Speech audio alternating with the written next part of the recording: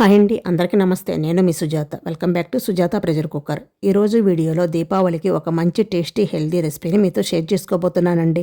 ఇన్ని రోజులు ఈ టేస్ట్ని చాలా మిస్ అయ్యారు. టేస్ట్ అయితే సూపర్గా ఉంటుంది. మరిగే పాలలో ఒక కప్పు పల్లీలు వేసి చూడండి. మంచి టేస్ట్ అండ్ హెల్దీ రెసిపీ అయితే తయారవుతుంది. చాలా రుచిగా ఉంటుంది. ఈ రెసిపీకి కావలసినవన్నీ ఇంట్లో ఉండేవేనండి. 4 ఐటమ్స్ ఉంటే సరిపోతుంది. ఒక మంచి టేస్ట్ని రుచి చూస్తారు. కేవలం 15 మినిట్స్లోనే ఈ స్వీట్ రెడీ అయిపోతుంది. తప్పకుండా ట్రై చేయండి. మరి ఈజీ అండ్ హెల్దీ రెసిపీని ఎలా తయారు చేసుకోవాలో ఇప్పుడు చూసేద్దాం రండి. ఫస్ట్ దానికోసం స్టవ్ పైన ఒక కళాయిని పెట్టుకొని అందులోకి 1 కప్పు దాకా పల్లీలు వేసుకోండి. మంటను మీడియం ఫ్లేమ్లో పెట్టుకొని పల్లీలను బాగా ఫ్రై చేయండి. పల్లీలు సన్నటి మంట మీద ఫ్రై అయితే పల్లీలు లోపల వరకు వేగుతాయి. ఇలా పల్లీలు ఫ్రై అయిన తర్వాత తీసి ఒక ప్లేట్లోకి వేసుకోండి. నెక్స్ట్ వచ్చేసి స్టవ్ పైన మరొక కళాయిని పెట్టుకొని అందులోకి మీరు ఏ కప్పుతో అయితే పల్లీలు వేసుకున్నారో అదే కప్పుతో 1 కప్పు దాకా చిక్కటి పాలు పోసుకోండి. కాచిన పాలు అయినా పర్వాలేదు. ఈ పాలను మీడియం ఫ్లేమ్లో పెట్టి 1 పొంగు వచ్చే అంతవరకు మరిగించాలి. 1 పొంగు వచ్చిన తర్వాత 1 కప్పు దాకా వేయించి పక్కన పెట్టుకున్న పల్లీలను వేసుకోవాలి. ఈ పొట్టుతో సహా వేసుకోండి. అప్పుడే మనకి హెల్దీ రెసిపీ తయారవుతుంది. లేదు మీకు ఇష్టం లేకపోతే పొట్టైనా తీసుకోవచ్చు. నేనైతే ఇలానే 1 కప్పు పల్లీలు వేస్తున్నానండి. ఇప్పుడు గెరటితో కలుపుతూ ఈ పల్లీలను పాలల్లో ఉడికించుకోవాలి.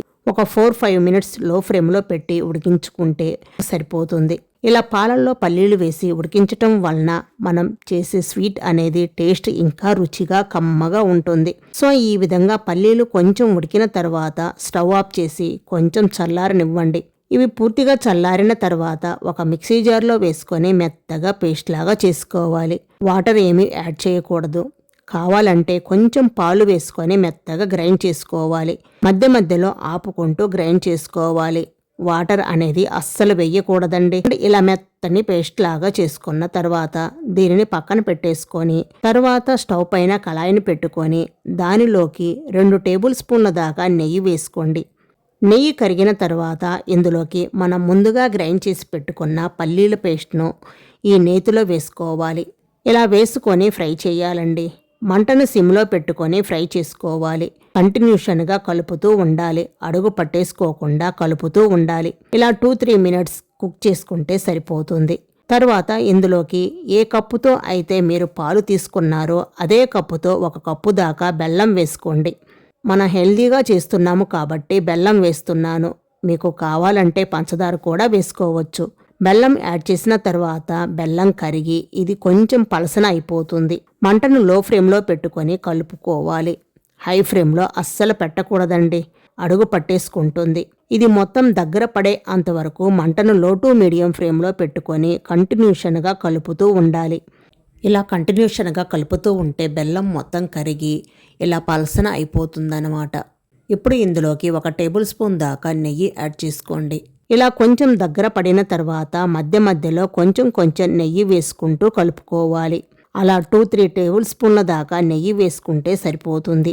నెయ్యి వేసుకోవటం వలన ఈ స్వీట్ అనేది కమ్మగా టేస్ట్ సూపర్గా ఉంటుంది. నెక్స్ట్ ఇందులోకి 1/2 టేబుల్ స్పూన్ దాకా యాలకుల పౌడర్ వేసుకోండి.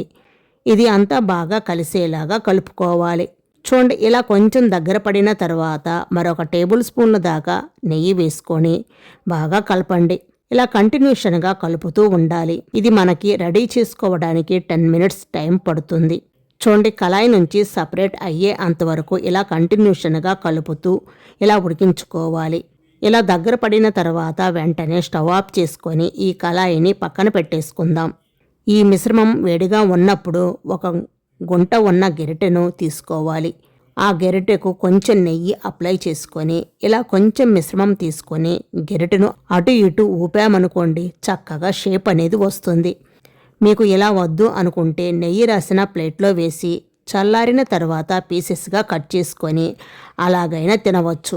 నేనైతే ఇలా 2 విధాలుగా చేశానండి. మీకు నచ్చిన షేప్లో అయితే తయారు చేసుకోవచ్చండి.